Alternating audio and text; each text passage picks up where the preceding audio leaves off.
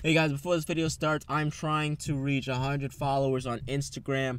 I started on Instagram a while ago. I never told you guys about it. I don't use it, but I'm going to start using it once I hit 100 followers. So please follow me on Instagram. It's on the screen. Thank you. I'm out. What's going on, guys? It's Steve. We have some pretty big news, okay? Pretty big news. So supposedly, there have been 2 leaks that have come out. One leak saying that the coaches, Brad Stevenson and his crew, of the Boston Celtics are in favor of trading for Carmelo Anthony because they realize they don't have a dominant scorer, meaning someone that can score at any time possible at will. Yeah, Isaiah Thomas can, but it's a different scenario. Your position and your height play a big role in that, okay? Even though I think Isaiah Thomas can still score whenever he wants to, I just think it'll be a little easier for Melo, and apparently so do the Boston Celtics coaches. And number 2, the management and the staff of the Boston Celtics, the people at the higher ups, are favoring a trade for Carmelo Anthony because it's clear and evident this postseason has proved to the Boston Celtics that they're not a complete team. They're not, okay? I think a Carmelo Anthony is a great piece to get for the Boston Celtics, okay? The Boston Celtics, they play fast, but they also play slow at the same time, which is what Carmelo Anthony can and will do if traded to the Boston Celtics. Now, one thing that, changes this whole scenario is that Carmelo Anthony grew up hating the Boston Celtics, and it's his say on where he goes. So if he doesn't want to go to Boston, he's not going to go, and most likely he's not going to want to go. But who knows? Maybe just because what happened in New York City, he needs a fresh start. Maybe he'll go to Boston, and it'll be one of those love-hate relationships that turn out to be a blessing in disguise. You never know. Okay. So, the Boston Celtics.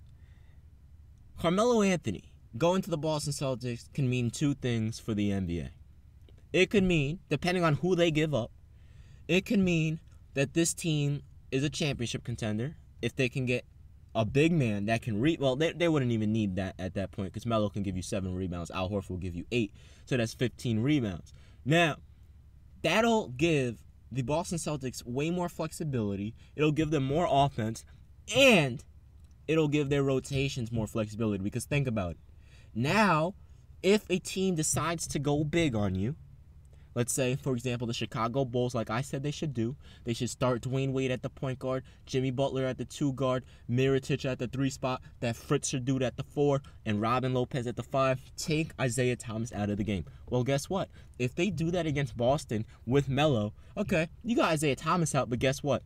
You still have Avery Bradley, Marcus Smart, 2 elite defenders and hustlers and role players, and Avery Bradley can score the basketball. Okay, Marcus Smart he's a decent jump shot. Not a great jump shot, but a decent one. And then you have an all-time great player in Carmelo Anthony, who is one of the best scorers ever. Okay, so this situation works out perfect for Carmelo Anthony and the Boston Celtics. So maybe it's a blessing in disguise. Okay, maybe it is a blessing in disguise for Carmelo Anthony. Maybe we will see Melo on the Boston Celtics next year. Because if they get Melo, and they're able to keep, let's say they give up Jay Crowder and another piece, but they're able to keep Avery Bradley and Marcus Smart, okay? Okay, they lost Jay Crowder and another piece, but they picked up someone that's going to give you 20 to 25 points per game, okay? Someone that can, play make, someone that can run the offense, someone that can bring the ball up the court besides Isaiah Thomas, take strain off Isaiah Thomas, and now both of these players don't have to play a lot of minutes. Neither one of these 2 players have to play a lot of minutes. Why? Because think about it. They're number 1 seed this year. Could you imagine next year if they pick up Melo?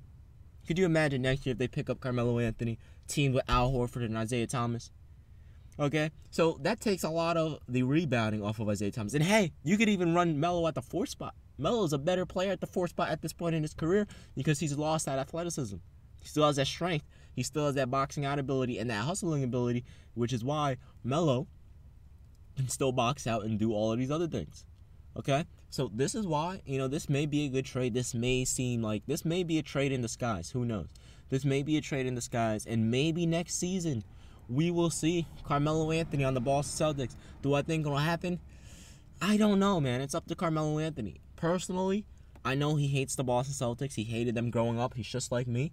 Okay? Being a New Yorker, you have to hate the Boston Celtics. But my situation is a little bit different because what Paul Pierce, Ray Allen, Kevin Garnett, and Rajon Rondo used to do to my favorite players was an absolute embarrassment. Okay, but not just that. Okay, you also have the situation of just Boston always winning, and I freaking hate the Celtics. Okay, I hate Green and all that other crap.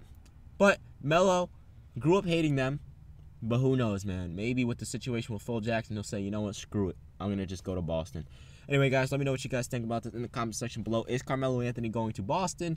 Or is he going to Cleveland? Or maybe even the Los Angeles Clippers? Let me know in the comment section below. It's been your man, Steve. I'm out. Peace.